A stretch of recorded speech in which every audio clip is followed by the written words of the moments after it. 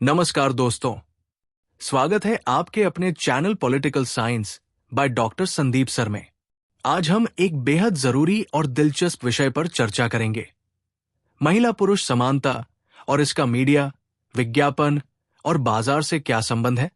क्या विज्ञापन महिलाओं और पुरुषों के प्रति समान दृष्टिकोण रखते हैं? क्या बाजार में लिंग आधारित भेदभाव होता है? आइए इस पर विस्तार से चर्चा करें। लड़कों और लड़कियों के रूप में बढ़ना। लड़कों और लड़कियों के रूप में बढ़ना एक प्राकृतिक और सामाजिक प्रक्रिया है जो शारीरिक, मानसिक, भावनात्मक और सांस्कृतिक रूप से विभिन्न कारकों द्वारा प्रभावित होती है। लड़कों और लड़कियों की परवरिश, उनके समाज में स्थान, पारिवारिक मूल्य और सामाजिक अपेक्षाएं इस प्रक्रिया में महत्वपूर्ण भूमिका निभाती है। इस वृद्धि के दौरान कई बदलाव आते हैं जिनमें शारीरिक, मानसिक और सामाजिक बदलाव प्रमुख होते हैं। 1. शारीरिक विकास, फिजिकल डेवलपमेंट। लड़कों और लड़कियों का शारीरिक विकास उम्र के साथ होता है और प्रत्येक लिंग में कुछ विशेषताएं होती है। लड़कों का शारीरिक विकास। लड़कों का शारीरिक विकास आमतौर पर 12 से 16 वर्ष की आयु के बीच तेजी से बढ़ता है। इस उम्र में लड़कों की हड्डियां मजबूत होती हैं, मांसपेशियां विकसित होती हैं और शारीरिक ताकत में वृद्धि होती है।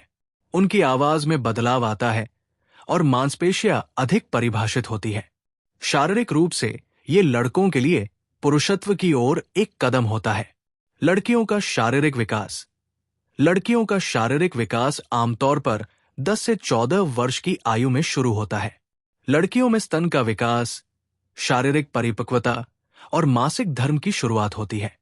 ये शरीर में हार्मोनल बदलावों के परिणाम स्वरूप होता है जो उन्हें महिला रूप में विकसित करता है। लड़कियों की हड्डियां भी मजबूत होती हैं, लेकिन लड़कों की तुलना में उनका विकास थोड़ी अलग गति से होता है। 2. मानसिक और मानसिक विकास, मेंटल एंड इमोशनल डेवलपमेंट। लड़कों का मानसिक विकास। लड़कों के मानसिक विकास में अक्सर तर्कशीलता, स्वतंत्रता और सक्रियता पर अधिक जोर होता है। वे अधिक बाहरी गतिविधियों में भाग लेते हैं, खेल कूद में रुचि रखते हैं और अपनी शक्तियों को प्रकट करने में अधिक रुचि दिखाते हैं।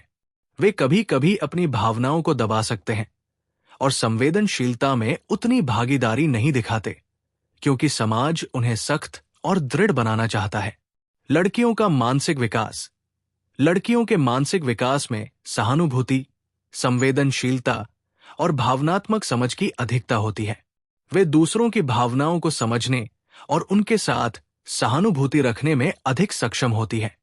ये आमतौर पर लड़कियों की पारिवारिक जिम्मेदारियों और उनके सामाजिक रोल से जुड़ा हुआ होता है।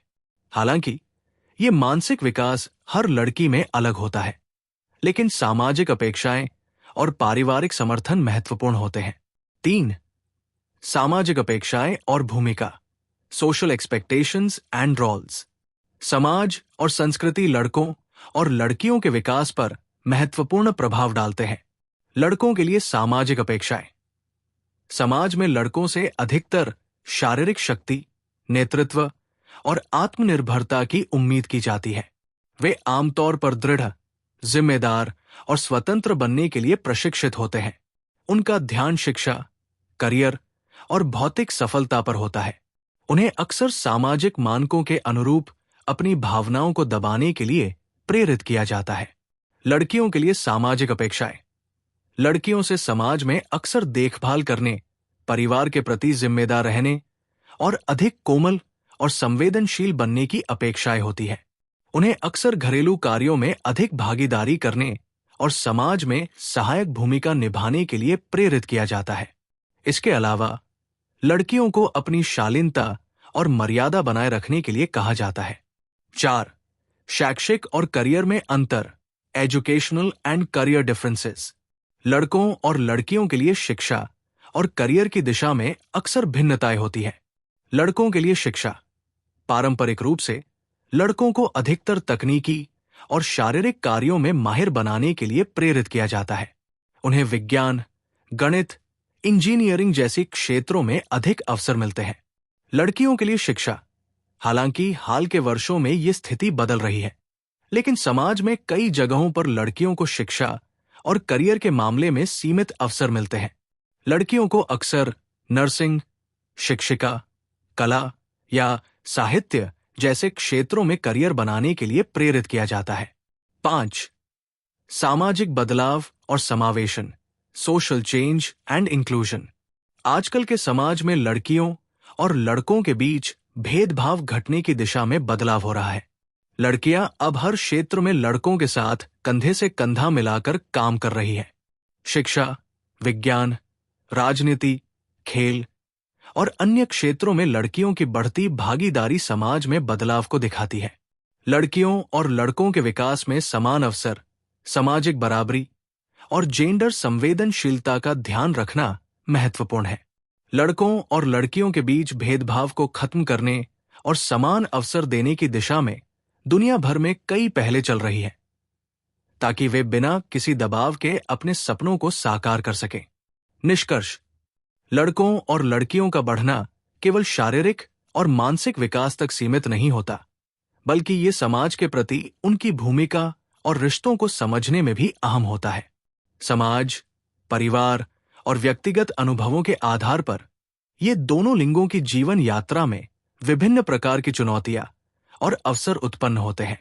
इसलिए ये महत्वपूर्ण है कि हम प्रत्येक बच्चे को बिना किसी लिंग भेदभाव के समान अवसर प्रदान करें, ताकि वे पूरी तरह से अपने क्षमता का विकास कर सकें। 2 महिलाएं दुनिया को बदलती है। महिलाएं समाज की शक्तिशाली और प्रेरणादायक ताकत है, जिन्होंने हमेशा अपने योगदान से दुनिया को बदलने का काम किया है। इतिहास में महिलाओं ने विभिन्न क्षेत्रों में असाधारण कार्य किए हैं, चाहे वो राजनीति, विज्ञान, कला, खेल, समाज सेवा या किसी अन्य क्षेत्र में हो। महिलाएं न केवल घर और परिवार की बुनियाद है, बल्कि वे समाज की संरचना को प्रभावित करने में भी महत्वपूर्ण भूमिका निभाती हैं। 1. महिलाओं की ऐतिहासिक और सामाजिक भूमिका। महिलाओं की भूमिका समय के साथ बदलती रही है। पुरानी समाज व्यवस्था में महिलाओं को अक्सर उनके पारंपरिक भूमिकाओं तक सीमित कर दिया गया था, जैसे घर का काम, बच्चों की देखभाल और घरेलू जिम्मेदारियां। लेकिन जैसे जैसे समाज में बदलाव आया, महिलाएं इन सीमाओं को पार कर अपनी पहचान बनाने लगी। महिलाओं ने शिक्षा, विज्ञान, राजनीति और व्यावसायिक दुनिया में अपनी पहचान बनाई और एक नई दिशा में समाज को अग्रसर किया। 2. राजनीति और नेतृत्व में महिलाओं का योगदान।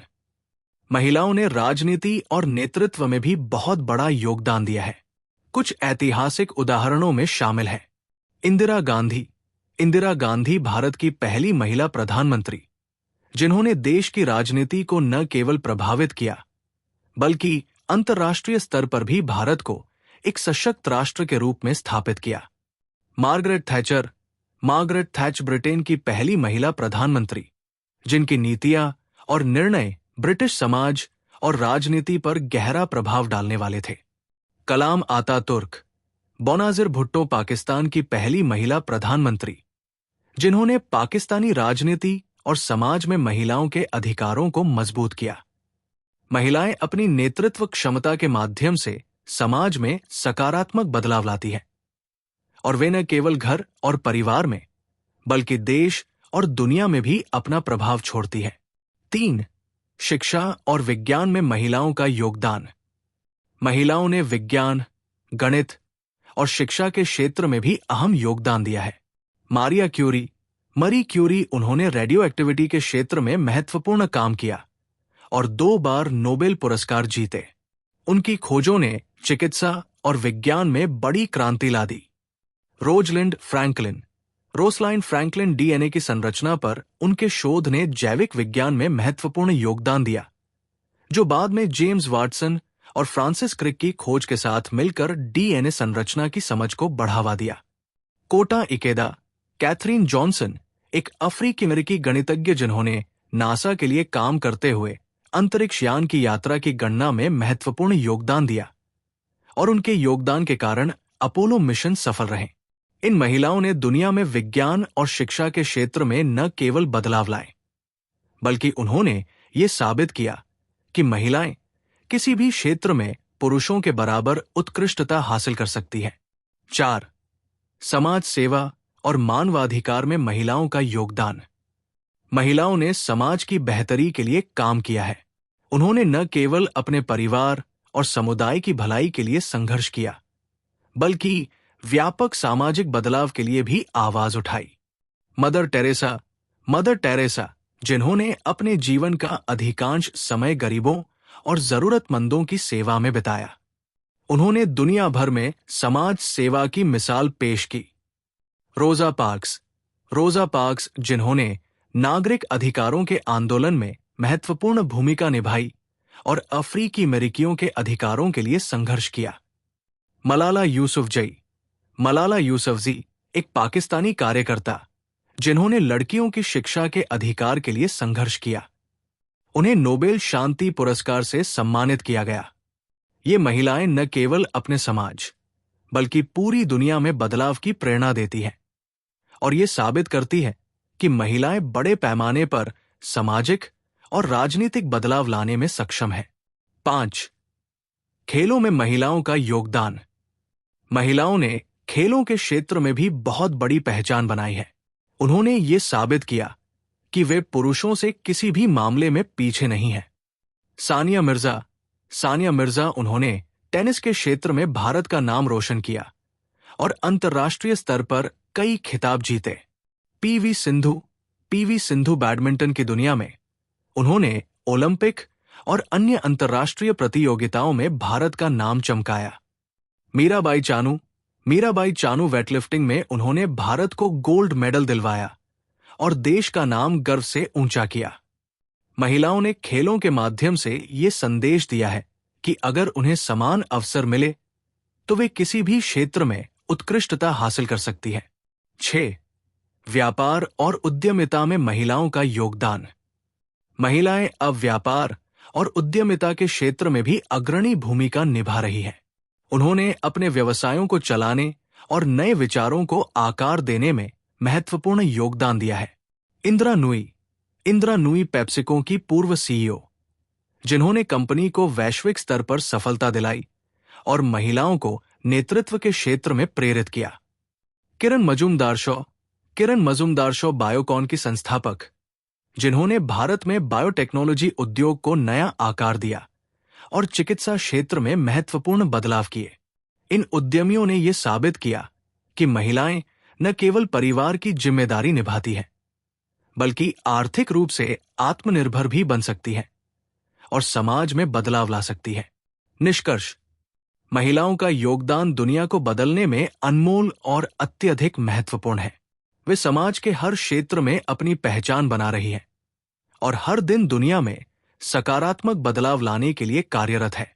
महिलाओं ने यह साबित किया है कि उनके पास शक्ति, नेतृत्व और नवाचार की पूरी क्षमता है और वे समाज के विकास में महत्वपूर्ण भूमिका निभाती है।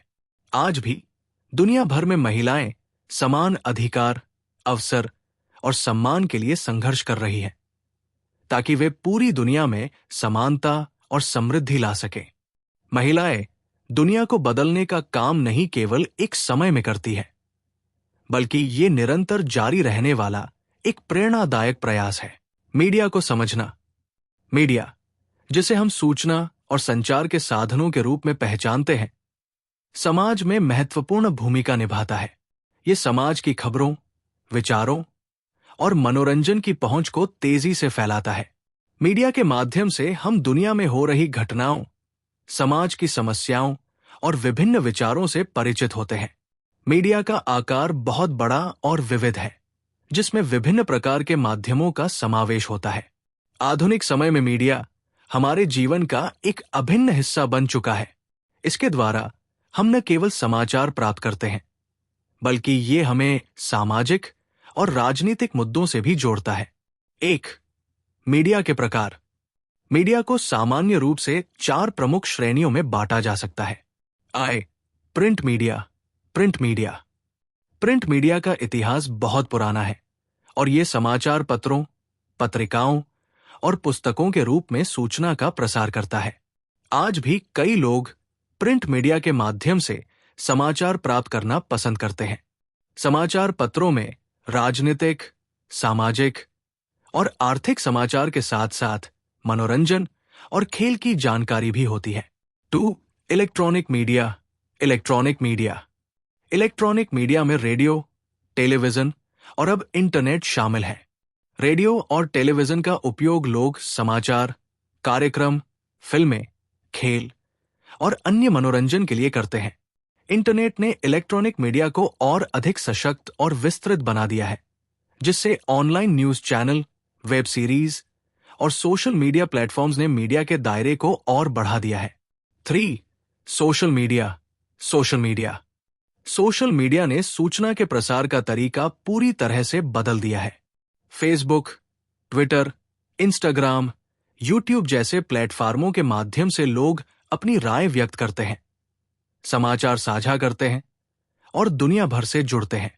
सोशल मीडिया ने लोगों को न केवल समाचार साझा करने का प्लेटफॉर्म दिया है, बल्कि ये एक शक्तिशाली उपकरण बन गया है जो राजनीतिक और सामाजिक आंदोलनों को प्रभावित करता है। 4. Digital media. डिजिटल मीडिया वो प्लेटफॉर्म है जो इंटरनेट और मोबाइल टेक्नोलॉजी के माध्यम से काम करता है। इसमें वेबसाइट्स, ब्लॉग्स, पॉडकास्ट और यूट्यूब जैसे मंच शामिल हैं।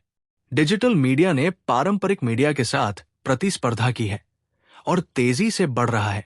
2. मीडिया का प्रभाव। मीडिया का समाज पर गहरा प्रभाव होता है। ये समाज के विचारों और मानसिकता को आकार देता है। मीडिया द्वारा प्रस्तुत किए गए मुद्दे और समाचार लोगों की सोच को प्रभावित कर सकते हैं। सूचना का प्रसार। मीडिया सबसे पहले और सबसे महत्वपूर्ण काम सूचना का प्रसार करता है, चाहे वो राष्ट्रीय या अंतर्राष्ट्रीय घटनाएं हों या फिर व्यक्तिगत स्तर की बातें। मीडिया लोगों तक जानकारी पहुंचाने का मुख्य स्रोत है। ये शिक्षा, स्वास्थ्य, विज्ञान और खेल से लेकर सामाजिक, राजनीतिक और सांस्कृतिक विषयों तक की जानकारी प्रदान करता है। 2. विचारधारा का प्रसार। मीडिया न केवल जानकारी प्रदान करता है, बल्कि ये एक निश्चित विचारधारा को भी फैलाता है।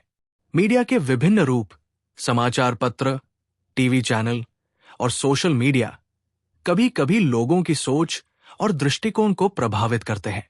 ये कभी कभी सकारात्मक होता है, जैसे कि जागरूकता फैलाना, लेकिन कभी ये नकारात्मक भी हो सकता है, जैसे कि किसी विशेष विचारधारा या पार्टी का प्रचार करना। 3. मनोरंजन और संस्कृति का प्रचार। मनोरंजन और संस्कृति भी मीडिया के माध्यम से प्रसारित होते हैं। टेलीविजन शो, फिल्में, संगीत और अन्य कला रूपों को मीडिया के माध्यम से बड़े पैमाने पर फैलाया जाता है। ये समाज की संस्कृति को प्रोत्साहित करता है और लोगों को मनोरंजन के नए तरीके प्रदान करता है। 3. मीडिया और लोकतंत्र। मीडिया लोकतंत्र का एक महत्वपूर्ण अंग है। ये लोकतांत्रिक प्रक्रियाओं, चुनावों और सरकारी कार्यों पर निगरानी रखने का कार्य करता है। मीडिया का उद्देश्य है जन जागरूकता। मीडिया नागरिकों को उनके अधिकारों और कर्तव्यों के बारे में जागरूक करता है। सार्वजनिक समीक्षा। ये सरकार की नीतियों और कार्यों की समीक्षा करता है और ये सुनिश्चित करता है कि सरकार नागरिकों की भलाई के लिए काम कर रही है। चुनाव प्रक्रिया। मीडिया चुनावों में उम्मीदवारों के बारे में जानकारी देता है और चुनाव प्रचार का एक प्रमुख माध्यम बनता है। 4. मीडिया के नैतिक और कानूनी पहलू। मीडिया का प्रभाव बहुत शक्तिशाली होता है, लेकिन इसके साथ कुछ जिम्मेदारियां भी जुड़ी होती है। मीडिया को सच्चाई, निष्पक्षता और नैतिकता का पालन करना चाहिए, ताकि ये समाज पर सकारात्मक प्रभाव डाल सके। मीडिया के द्वारा गलत सूचना फैलाने से समाज में भ्रम और असंतुलन पैदा हो सकता है। इसके अलावा मीडिया को किसी भी प्रकार की हिंसा, नस्लवाद या लिंग भेदभाव को बढ़ावा नहीं देना चाहिए। गोपनीयता और सम्मान। मीडिया को व्यक्तिगत गोपनीयता और मानवाधिकारों का सम्मान करना चाहिए। कई बार मीडिया ने लोगों की निजी जिंदगी में हस्तक्षेप किया है, जो कि एक नैतिक समस्या बन सकती है। 2. सेंसरशिप। कुछ मामलों में मीडिया को सेंसरशिप का सामना करना पड़ता है। ये सरकार या अन्य संस्थाओं द्वारा की जा सकती है, ताकि कुछ सामग्री को नियंत्रित किया जा सके। हालांकि ये हमेशा एक विवादास्पद मुद्दा होता है, क्योंकि ये अभिव्यक्ति की स्वतंत्रता के खिलाफ हो सकता है। 5. मीडिया का भविष्य। आजकल तकनीकी विकास के साथ मीडिया का रूप बदल रहा है। सोशल मीडिया और डिजिटल मीडिया के बढ़ते प्रभाव ने पारंपरिक मीडिया के तौर तरीकों को चुनौती दी है। भविष्य में वीडियो सामग्री, आर्टिफिशियल इंटेलिजेंस और वर्चुअल रियलिटी जैसे नए माध्यम मीडिया के रूप में सामने आ सकते हैं। ये सब मिलकर सूचना प्रसार के नए और प्रभावी तरीकों को जन्म दे सकते हैं। निष्कर्ष: मीडिया हमारे जीवन का एक अहम हिस्सा है और ये समाज के विकास और परिवर्तन में महत्वपूर्ण भूमिका निभाता है। ये सूचना, शिक्षा और मनोरंजन के माध्यम से समाज को जोड़ने और जागरूक करने का काम करता है। हालांकि ये जरूरी है कि मीडिया अपनी जिम्मेदारी निभाते हुए सटीक और निष्पक्ष जानकारी प्रदान करे, ताकि समाज में सही ज्ञान और समझ फैल सके। मीडिया की ताकत को सही दिशा में इस्तेमाल करने से हम समाज में सकारात्मक बदलाव ला सकते हैं। विज्ञापन को समझना। विज्ञापन, एडवर्टाइजमेंट, वो प्रक्रिया है जिसके द्वारा किसी उत्पाद, सेवा, विचार या ब्रांड को सार्वजनिक रूप से प्रचारित किया जाता है, ताकि लोगों को उसके बारे में जानकारी हो सके और वे उसे खरीदने या अपनाने के लिए प्रेरित हों। ये एक महत्वपूर्ण संचार उपकरण है जो व्यापारिक, सामाजिक या राजनीतिक उद्देश्यों को पूरा करने के लिए इस्तेमाल किया जाता है। विज्ञापन का उद्देश्य केवल उत्पाद या सेवा की बिक्री बढ़ाना नहीं होता, बल्कि ये ब्रांड की पहचान बनाना, संदेश फैलाना और सामाजिक या राजनीतिक जागरूकता पैदा करना भी हो सकता है। विज्ञापन की दुनिया बहुत विस्तृत और विविध है और ये विभिन्न प्रकार के मीडिया के माध्यम से होता है, जैसे print media, electronic media, digital media और सोशल मीडिया। 1. विज्ञापन के प्रकार। विज्ञापन कई प्रकार के होते हैं और ये उन मीडिया के प्रकार पर निर्भर करते हैं जिनके माध्यम से इसे प्रसारित किया जाता है। प्रिंट विज्ञापन। प्रिंट विज्ञापन उन विज्ञापनों को कहा जाता है जो समाचार पत्रों, पत्रिकाओं, होर्डिंग्स, पोस्टर्स आदि के माध्यम से प्रकाशित होते हैं। ये एक पारंपरिक तरीका है जो अब भी बहुत प्रभावी है, खासकर स्थानीय स्तर पर। 2. इलेक्ट्रॉनिक विज्ञापन। ये विज्ञापन रेडियो, टेलीविजन और फिल्मों के माध्यम से किए जाते हैं। टेलीविजन विज्ञापन खासतौर पर बहुत प्रभावी होते हैं क्योंकि इनमें दृश्य और श्रवण दोनों तत्व होते हैं जो संदेश को प्रभावी तरीके से दर्शकों तक पहुंचाते हैं। 3. डिजिटल विज्ञापन। डिजिटल मीडिया का उदय होने के साथ डिजिटल विज्ञापन अब एक महत्वपूर्ण तरीका बन गया है। इसमें सोशल मीडिया प्लेटफॉर्म्स जैसे Facebook, Instagram, YouTube, websites, Google ads और ईमेल मार्केटिंग शामिल है। डिजिटल विज्ञापन खासतौर पर युवा पीढ़ी तक तेजी से पहुंचते हैं क्योंकि अधिकांश लोग इंटरनेट का उपयोग करते हैं। 4. आउटडोर विज्ञापन। ये प्रकार सड़क किनारे, मॉल्स, ट्रेन स्टेशनों, बस स्टॉप्स और अन्य सार्वजनिक स्थानों पर लगाए गए बड़े पोस्टर्स और बिलबोर्ड्स के माध्यम से होता है। ये भी एक महत्वपूर्ण माध्यम है क्योंकि ये भारी संख्या में लोगों तक पहुंचता है। सोशल और सामुदायिक विज्ञापन। ये प्रकार आमतौर पर सामाजिक मुद्दों जैसे स्वास्थ्य, शिक्षा, पर्यावरण और नागरिक जागरूकता के बारे में प्रचारित होता है। इसे विभिन्न माध्यमों से प्रचारित किया जाता है और इसका उद्देश्य समाज में सकारात्मक बदलाव लाना होता है। 2. विज्ञापन के उद्देश्य।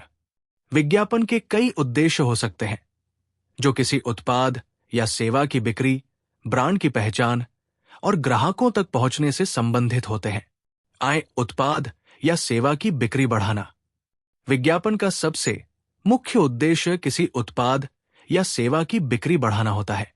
यह किसी उत्पाद की विशेषताओं और लाभों को उजागर करके उपभोक्ताओं को उसे खरीदने के लिए प्रेरित करता है। 2. ब्रांड पहचान बनाना। विज्ञापन ब्रांड के बारे में जागरूकता पैदा करने और उसकी पहचान बनाने का एक प्रभावी तरीका है।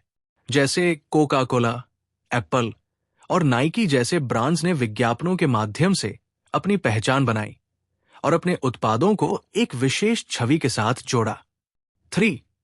सामाजिक या राजनीतिक जागरूकता फैलाना। कुछ विज्ञापन सामाजिक या राजनीतिक संदेश देने के उद्देश्य से बनाए जाते हैं, जैसे किसी बीमारी के बारे में जागरूकता फैलाना, जैसे कैंसर या कोविड-19, पर्यावरणीय संरक्षण या मतदान के लिए प्रेरित करना। 4. नया उत्पाद लॉन्च करना।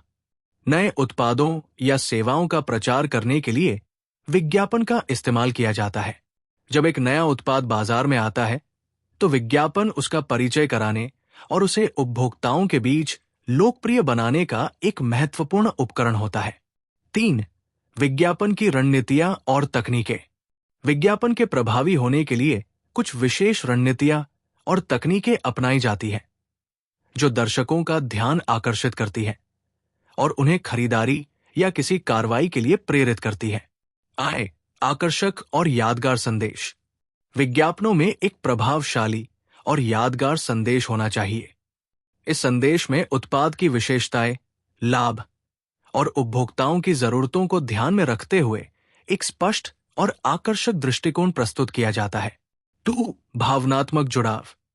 कई विज्ञापन भावनात्मक अपील का उपयोग करते हैं, जैसे परिवार, दोस्ती, प्यार या प्रेरणा। ये उपभोक्ताओं के दिलों को छूकर उन्हें उत्पाद या सेवा से जोड़ता है। उदाहरण के लिए, दुग्ध उत्पादों के विज्ञापन में बच्चों और परिवार की खुशी को दिखाया जाता है। 3. प्रसिद्ध व्यक्तित्व का उपयोग। कई कंपनियां अपने उत्पादों का प्रचार करने के लिए प्रसिद्ध हस्तियों का सहारा लेती है।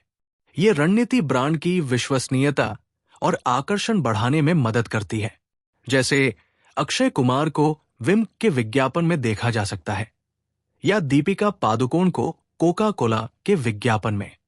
4. सीमित समय के प्रस्ताव।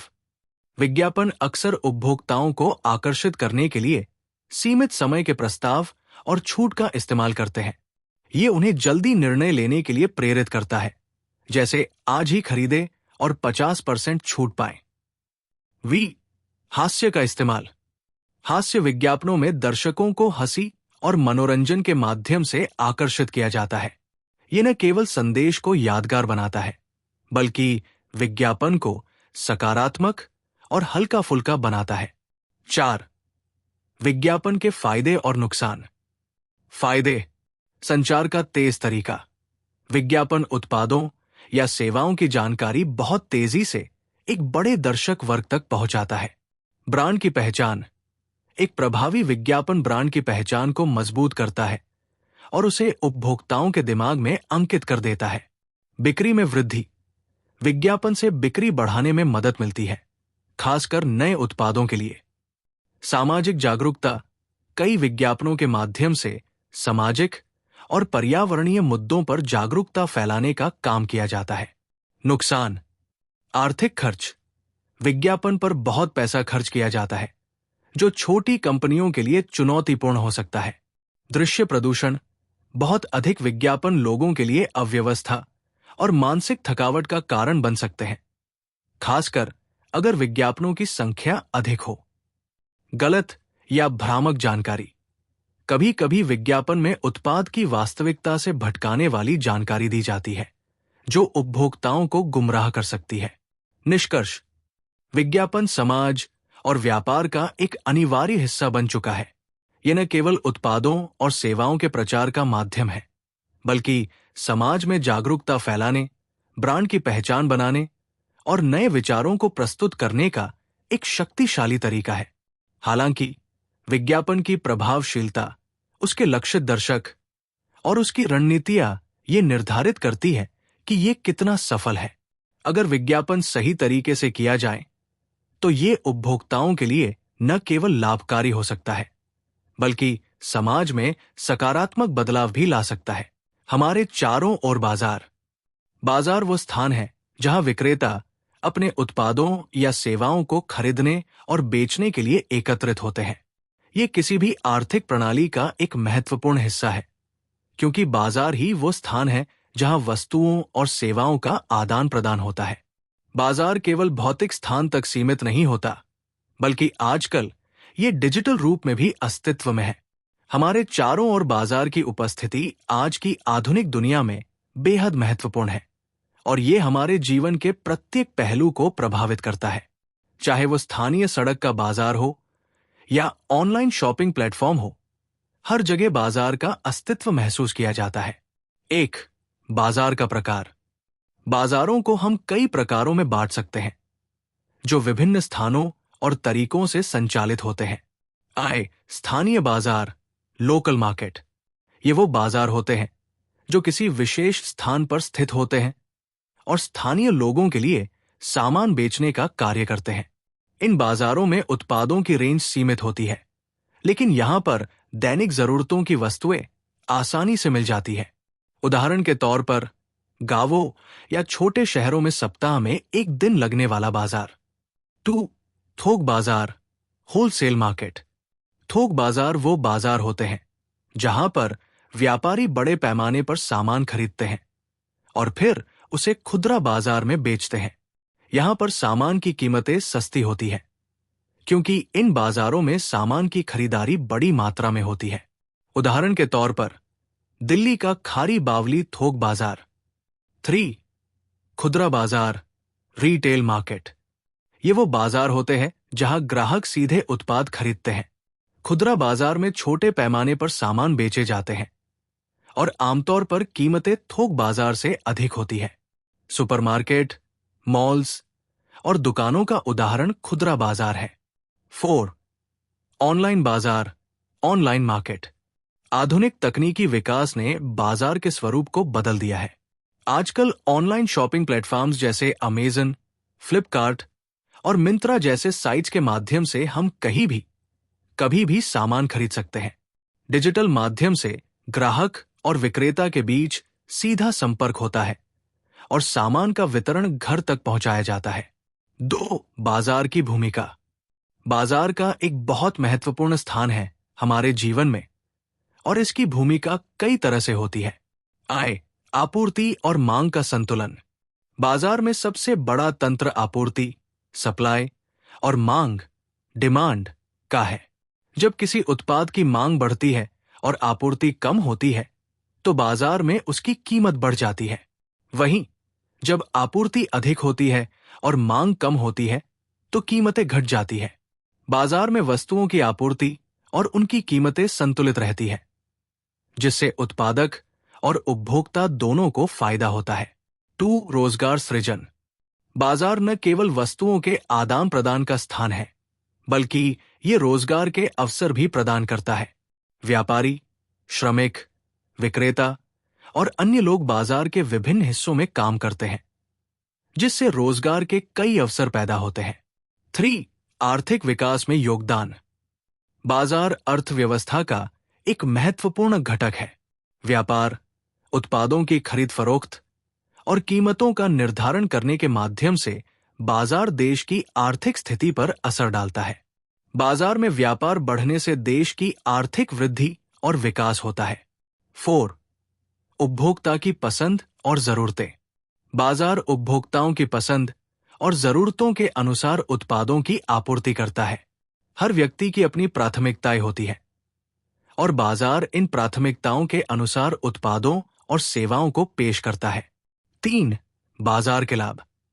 बाजार के कई लाभ होते हैं जो समाज और व्यक्तियों को लाभ पहुंचाते हैं। चयन की स्वतंत्रता। बाजार उपभोक्ताओं को विभिन्न विकल्प प्रदान करता है, जिससे उन्हें अपनी जरूरतों और बजट के अनुसार चुनने की स्वतंत्रता मिलती है। लोग किसी भी उत्पाद को उनकी पसंद और जरूरत के हिसाब से खरीद सकते हैं। 2. प्रतिस्पर्धा, कंपटीशन। बाजार में प्रतिस्पर्धा उपभोक्ताओं के लिए लाभकारी है। विभिन्न विक्रेता एक दूसरे से प्रतिस्पर्धा करते हैं, जिससे उत्पाद की गुणवत्ता में सुधार होता है और कीमतें कम होती है। ये उपभोक्ताओं के लिए अच्छा होता है क्योंकि वे सस्ती और बेहतर गुणवत्ता वाले उत्पाद खरीद सकते हैं। 3. वैश्विक कनेक्टिविटी। वर्तमान समय में बाजारों के वैश्विक स्तर पर जुड़ने से विदेशों से सामान आयात और निर्यात करना आसान हो गया है। उदाहरण के लिए, अब भारत में आयातित विदेशी उत्पाद उपलब्ध है और भारतीय उत्पादों का निर्यात भी आसानी से किया जा सकता है। 4. बाजार के नुकसान। जहां बाजार से हमें कई फायदे होते हैं, वही इसके कुछ नुकसान भी होते हैं। आय, मूल्य वृद्धि, प्राइस राइज। बाजार में कभी कभी कीमतों में अत्यधिक वृद्धि हो सकती है। उदाहरण के लिए, प्राकृतिक आपदाओं या आपूर्ति की कमी के कारण कई उत्पादों की कीमतें बढ़ सकती हैं, जो उपभोक्ताओं के लिए समस्या पैदा कर सकती है। 2. धोखाधड़ी और अनुचित व्यापार प्रथाएं। कभी कभी बाजार में विक्रेता गलत जानकारी देते हैं, उत्पादों की गुणवत्ता कम होती है या उच्च कीमत पर अवैध उत्पाद बेचे जाते हैं। इससे उपभोक्ता धोखाधड़ी का शिकार हो सकते हैं। 3. सामाजिक असमानता, सोशल इनइक्वालिटी। बाजार का एक नकारात्मक पहलू ये भी है कि ये सामाजिक असमानता को बढ़ा सकता है। उच्च आय वाले लोग महंगे और ब्रांडेड उत्पादों का उपयोग कर सकते हैं, जबकि निम्न आय वाले लोग सस्ते उत्पादों तक ही सीमित रह सकते हैं। इससे समाज में असमानताएं पैदा होती हैं। 5. बाजार का भविष्य। वर्तमान में डिजिटल और ऑनलाइन बाजार तेजी से बढ़ रहे हैं और ये भविष्य में और अधिक प्रचलित होने की संभावना है। ई-कॉमर्स प्लेटफॉर्म्स का विस्तार, स्मार्टफोन की बढ़ती पहुंच और इंटरनेट कनेक्टिविटी के कारण लोग अब कहीं से भी कभी भी खरीदारी कर सकते हैं। इसके अलावा पारंपरिक बाजार भी नए तकनीकी समाधानों के साथ खुद को अनुकूलित कर रहे हैं, जैसे कि क्यूआर कोड भुगतान, डिजिटल पेमेंट सिस्टम और ऑनलाइन ऑर्डरिंग। निष्कर्ष, बाजार हमारे जीवन का एक अनिवार्य हिस्सा है, जो वस्तुओं और सेवाओं के आदान प्रदान के माध्यम से समाज की आर्थिक गतिविधियों को संचालित करता है। ये उपभोक्ताओं को उनके विकल्पों के अनुसार उत्पाद चुनने की स्वतंत्रता प्रदान करता है और उत्पादकों को अपने माल का विपणन करने का अवसर देता है। हालांकि बाजार से जुड़ी कुछ समस्याएं भी हैं, जिनका समाधान समय समय पर किया जाता है। अंततः बाजार का सही उपयोग और संतुलन समाज की प्रगति में योगदान करता है। समानता के लिए संघर्ष। समानता का अर्थ है कि सभी लोगों को समान अधिकार, अवसर और सम्मान मिले, चाहे उनकी जाति, लिंग, धर्म, आर्थिक स्थिति या सामाजिक पृष्ठभूमि कुछ भी हो। ये विचार आदर्श रूप से समाज के हर क्षेत्र में समावेशिता, न्याय और अवसर की समानता की बात करता है। मानवाधिकारों के संदर्भ में समानता का संघर्ष न केवल व्यक्तिगत स्वतंत्रता की रक्षा करने के लिए होता है, बल्कि ये समाज में सामाजिक, राजनीतिक और आर्थिक असमानताओं को समाप्त करने के लिए भी आवश्यक है।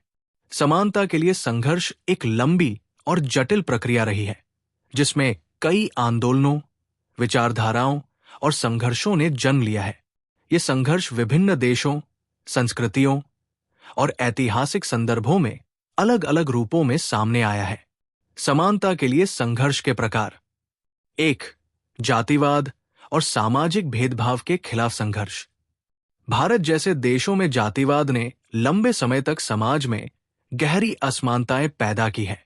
उच्च जातियों को विशेष अधिकार और सम्मान मिलते थे, जबकि निम्न जातियों या अनुसूचित जातियों, दलितों को भेदभाव और अपमान का सामना करना पड़ता था।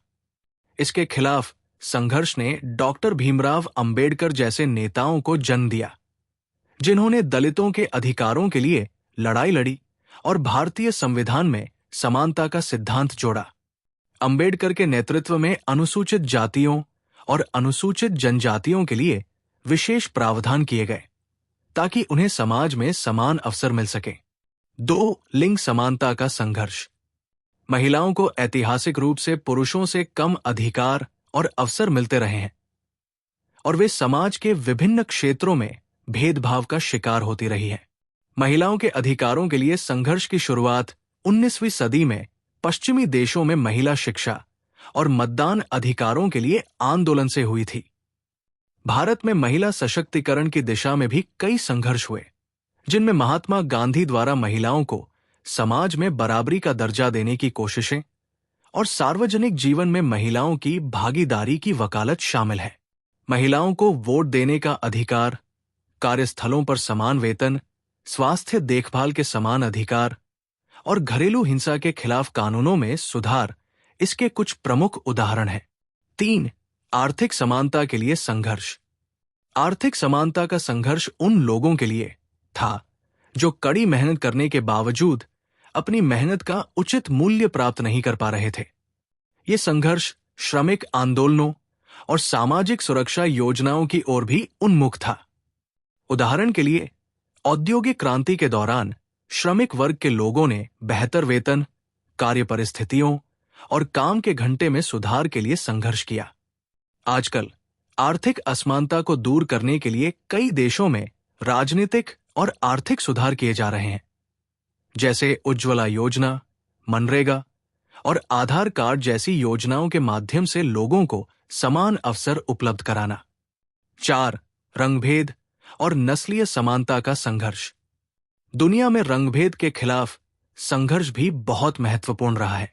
अफ्रीकी अमेरिकियों और अन्य रंगभेद पीड़ित समुदायों के लिए समानता का संघर्ष विशेष रूप से अमेरिका में मार्टिन लूथर किंग जूनियर और नेल्सन मंडेला जैसे नेताओं द्वारा किया गया। मार्टिन लूथर किंग जूनियर का आई हैव अ ड्रीम भाषण आज भी दुनिया भर में समानता की प्रतीक के रूप में याद किया जाता है, जहां उन्होंने एक ऐसे समाज का सपना देखा था जिसमें नस्ल, रंग या धर्म के आधार पर किसी के साथ भेदभाव न हो। 5. LGBTQA+ अधिकारों के लिए संघर्ष। LGBTQA+ समुदाय के लिए समानता का संघर्ष भी महत्वपूर्ण है। इस समुदाय को समाज में हमेशा ही भेदभाव, हिंसा और उपेक्षा का सामना करना पड़ा है। समलैंगिकता, ट्रांसजेंडर अधिकारों और यौन अभिविन्यास के आधार पर भेदभाव के खिलाफ कई आंदोलनों ने जन्म लिया। प्राइड मार्च और समलैंगिक विवाह को वैध बनाने के आंदोलनों ने सामाजिक समानता की दिशा में महत्वपूर्ण कदम बढ़ाए हैं। भारत में न्यायालयों ने समलैंगिकता को अपराध मानने वाले धारा 377 को समाप्त किया, जो इस समुदाय के लिए एक महत्वपूर्ण जीत थी। समानता के लिए संघर्ष के प्रमुख नेता और आंदोलन। 1. डॉक्टर भीमराव अंबेडकर।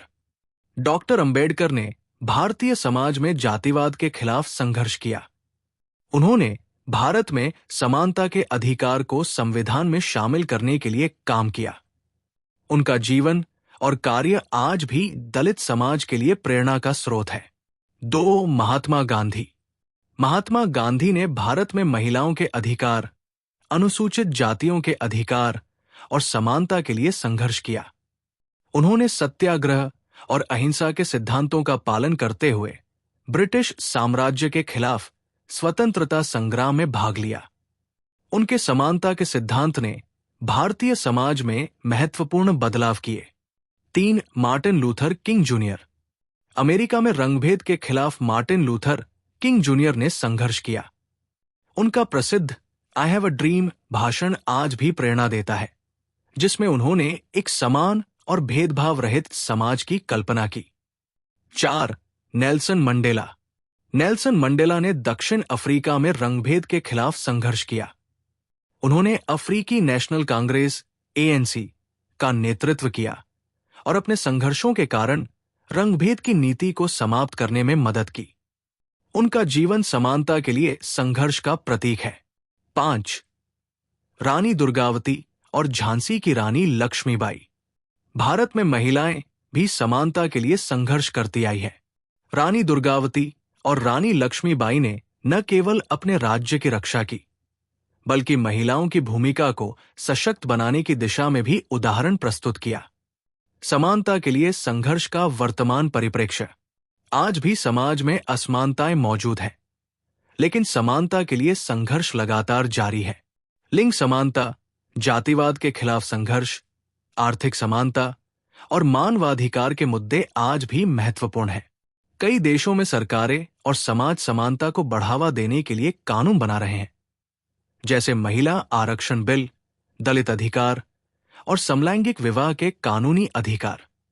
इसके अलावा ऑनलाइन प्लेटफॉर्म्स और सोशल मीडिया ने समानता के लिए संघर्ष को और सशक्त बनाया है, जहां लोग अपनी आवाज उठा सकते हैं और समाज में बदलाव लाने की दिशा में काम कर सकते हैं।